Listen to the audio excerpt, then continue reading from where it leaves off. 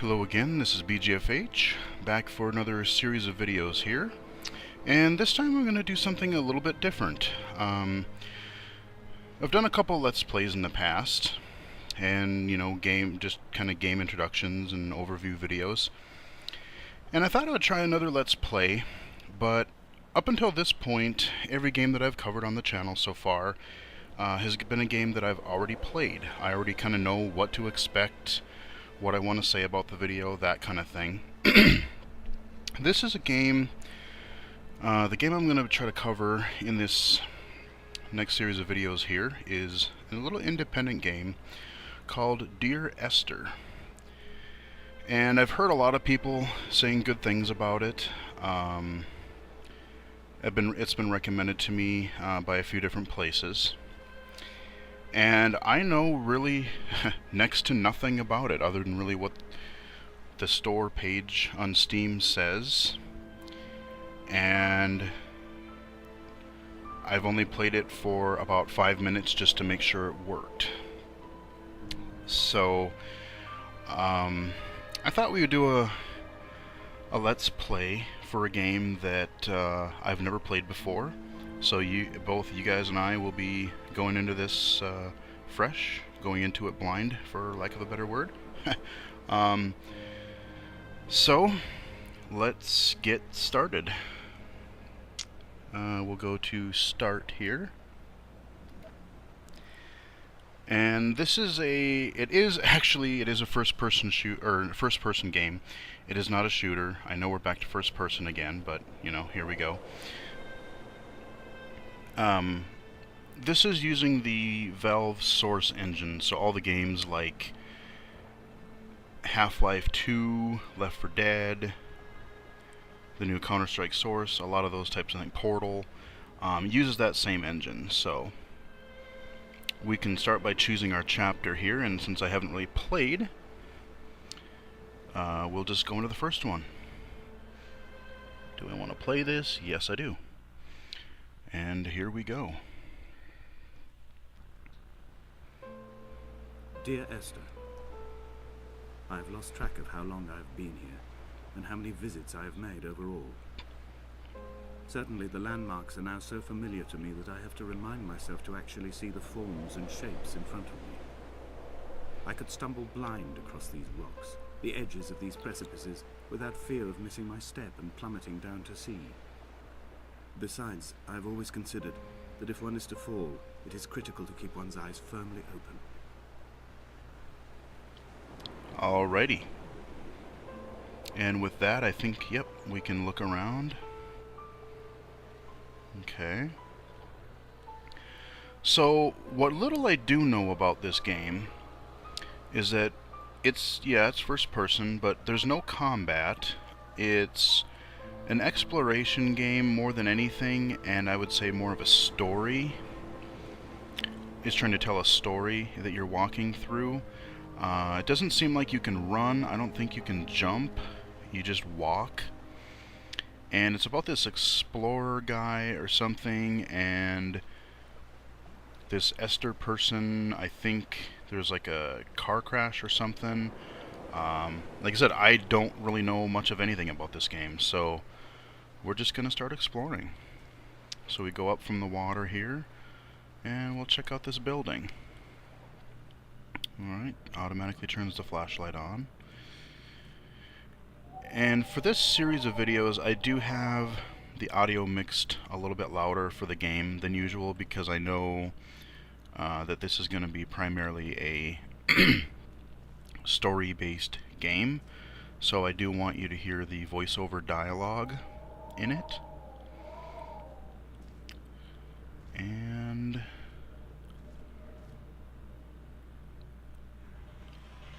okay, I was going to say, can we get up that tall tower that I saw? But I don't think we can. Alright. And I think the game is only supposed to be like an hour long or something like that. Hour and a half, give or take. So I'm just gonna maybe go for I'll go for a few minutes at a time. and try to break it into, I don't know, 15-20 minute segments. So when I did try it earlier, I went down there first. I want to see what's up here this time. I don't know what is really either way, because like I said, I think I played this for a grand total of 5 minutes so far. Climbing up the hill.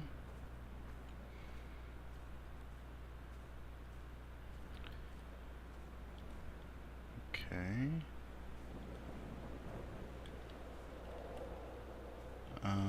This all we can... Oh! Okay, we slid down there, okay. Well. Guess we'll keep going.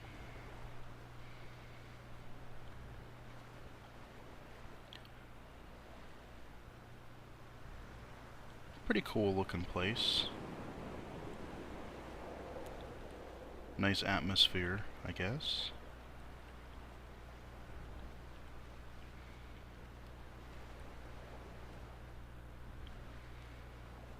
Definitely more of a relaxing game than I have been playing lately, so like I said, I truly don't know what to expect.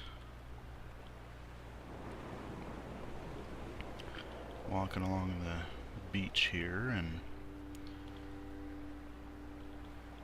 When you were born, your mother told me, a hush fell over the delivery room. A great red birthmark covered the left side of your face.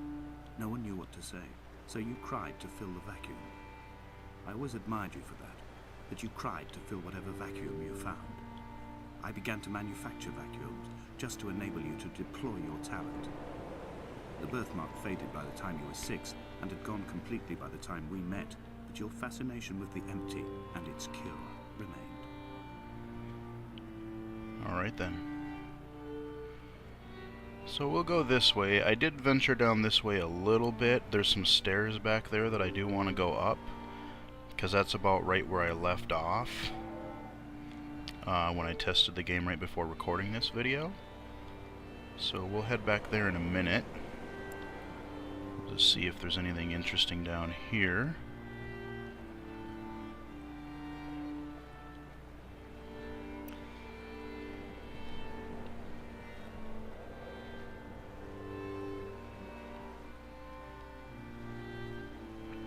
Dear Esther, I found myself to be as featureless as this ocean, as shallow and unoccupied as this bay, a listless wreck without identification. My rocks are these bones, and a careful fence to keep the precipice at bay. Shot through me caves, my forehead a mount. This aerial will transmit into me so. All overexposed, the nervous system, where Donnelly's boots and yours and mine still trample. I will carry a torch for you. I will leave it at the foot of my headstone. You will need it for the tunnels that carry me under. Okay. And it looks like a looks like a dead end here. So let's go back and check out those stairs.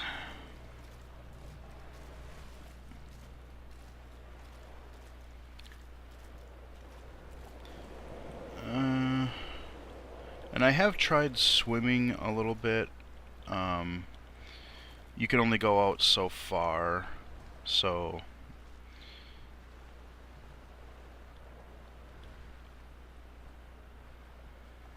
just head back to these stairs. I kind of wish you could run, but everything I've tried, it doesn't seem like I can. I guess it's probably just more to set the pacing for the game. You're just kind of this wandering explorer who has lost this Esther person and walking down this place that they've been before, I guess, and reminiscing and whatnot. It's definitely a slower paced game. Come on. Okay, here's our stairs.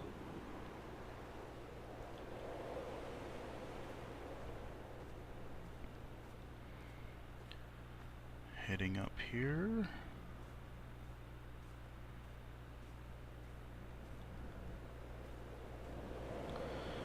I do like, at least in this game, that there's no HUD or heads-up display, no other elements. It's just whatever you see is in front of you. Nothing cluttering up the screen. For a game like this, I definitely think that's the way it has to be. Alright, walking up this path here.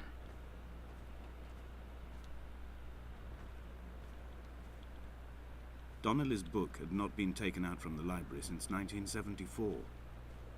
I decided it would never be missed as I slipped it under my coat and avoided the librarian's gaze on the way out. If the subject matter is obscure, the writer's literary style is even more so. It is not the text of a stable or trustworthy reporter. Perhaps it is fitting that my only companion in these last days should be a stolen book written by a dying man. Alright. Continue down the path here.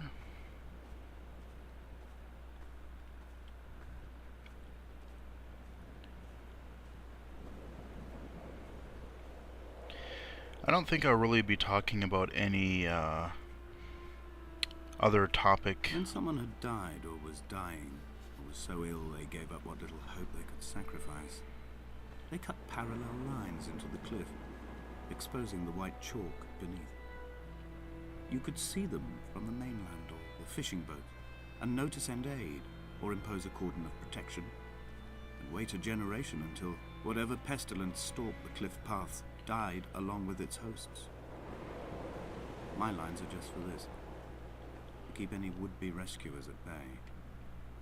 The infection is not simply of the flesh. Alright.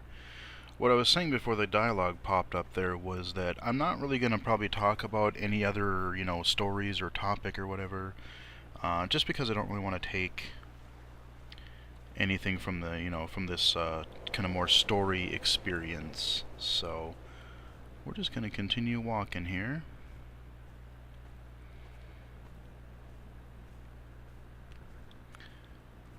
Alright. More open here. Bunch of tall grass, and I think there's multiple paths you can take in certain places too. They were God-fearing people, those shepherds. There was no love in the relationship.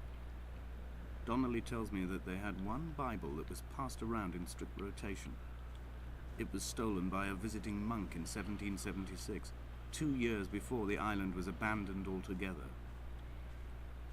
In the interim, I wonder, did they assign chapter and verse to the stones and grasses, marking the geography with a superimposed significance that they could actually walk the Bible and inhabit its contradiction? Alright. Go a little further here, and then I think I'll stop and start another video, because I don't want to get these too long.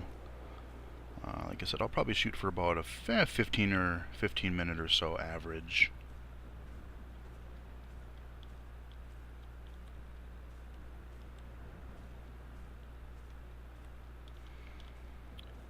Alright, going down to the other side here. Got some water, looks like we got a cave over there. Dear Esther, I met Paul. I made my own little pilgrimage. My Damascus, a small semi-detached on the outskirts of Wolverhampton. We drank coffee in his kitchen and tried to connect to one another. Although he knew I hadn't come in search of an apology, reason or retribution, he still spiraled in panic, thrown high and lucid by his own dented bonnet. Responsibility had made him old. Like us, he'd already passed beyond any conceivable boundary of life.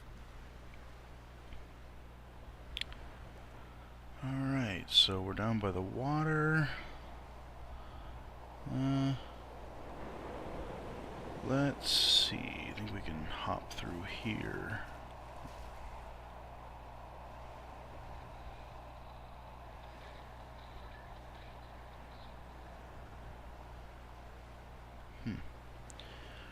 Alright, I think we'll hit the mouth of this cave, and I will stop this video and we will pick up next time, and we will This see hermit, this what is in seer, this this cave. distant historian of bones and old bread, where did he vanish to? Why? Asked the farmers. Why? Asked Jakobsen. Why bother with your visions at all, if you're just to throw your arms up at the cliff and let it close in behind you and seal you into the belly of the island, a museum shut to all but the most devoted? Okay, with that, we've reached the foot of the cave, got a little glimpse into here. We'll stop this video, and I will talk to you guys in the next video in just a minute here.